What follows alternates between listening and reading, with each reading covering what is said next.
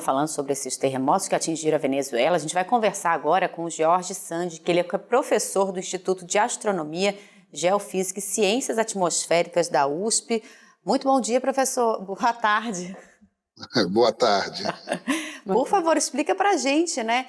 O que foram esse duplo terremoto, né, que aconteceu então na Venezuela e que a gente sentiu, a gente não, muitas pessoas aqui no Brasil também sentiram. É um terremoto de magnitude considerável, né? Foram dois, e eles são chamados de duplo ou sismos gêmeos. Essa atividade é decorrência da movimentação da placa do Caribe, que está em direção a leste, e um sistema de falhas que fica entre as placas do Caribe e a placa sul-americana. E esse movimento já existe ocorrência de atividades sísmicas anteriores, mostrando que é uma região que tem uma atividade sísmica de possíveis grandes terremotos. Os sismos gêmeos não é uma coisa muito comum. Existe ocorrência na Turquia e é uma liberação que mostra quanto é complexo a movimentação nessa região dessas placas. Professor, boa tarde. É possível identificar com antecedência os pontos, as regiões que podem ocorrer esses terremotos no país? É possível fazer essa análise antecipada? No Brasil, a gente tem algumas regiões que têm uma atividade sísmica, magnitudes são bem diferentes, esses terremotos enormes.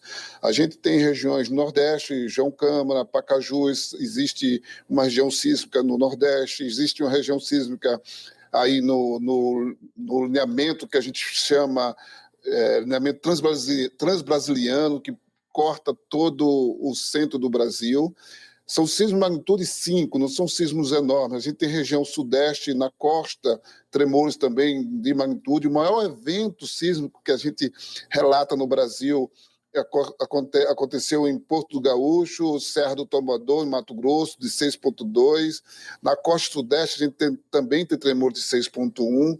E a região do Acre, que é uma região que tem uma atividade sísmica frequente, mas essa região é recorrência da movimentação de placa ainda, porque são terremotos, na maioria dos casos, terremotos profundos que têm atividade sísmica. Então, a gente sabe onde acontece, não são terremotos ou tremores, que é a mesma coisa, que tenha um dano similar a esses danos de limite de placas. Então, mas esses que acontecem aqui no Brasil, eles são por causa de placas tectônicas ou não? São outras fontes, né? Por que tem esses abalos? O limite, a gente sempre fala que a atividade sísmica é provocada por falhas geológicas que estão em movimentação, que pode ser movimentada. A Terra ela se movimenta o tempo todo, então tem estruturas e falhas geológicas que podem ser reativadas em regiões estáveis, como a região do Brasil. E essas falhas geológicas se movimentam numa proporção muito pequena comparada às falhas geológicas no limite delas. Então, quando está sofrendo pressão, essa falha não suporta e acontece. A movimentação dessa falha é muito maior em regiões do limite de placas, as regiões estáveis, como no Brasil, a costa oeste nos Estados Unidos, Austrália, existe atividade sísmica de magnitudes também similares de 5 até 5, no mínimo, ou no máximo, né?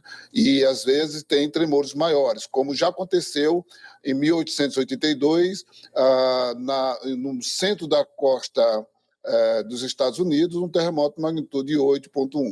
Então a gente tem essas ocorrências, a probabilidade é bem pequena, mas existe e a gente já sabe onde é que pode ter ocorrências. Professor, as construções, né, em áreas propensas a terremotos, elas precisam ser diferentes? Certamente. A gente tem... Os países que têm ocorrência de tremores, eles já têm um código de construção civil que tem que atender a aceleração máxima que o solo pode atingir. Isso é feito através de monitoramento e a gente sabe mais ou menos, tem uma ideia de estimativa de quanto cada região pode se movimentar. Em países que têm isso, ele tem um código civil muito apurado, como o Japão, por exemplo, se a ocorrência de tremor no Japão, de magnitudes dessas magnitudes, tem um dano mínimo.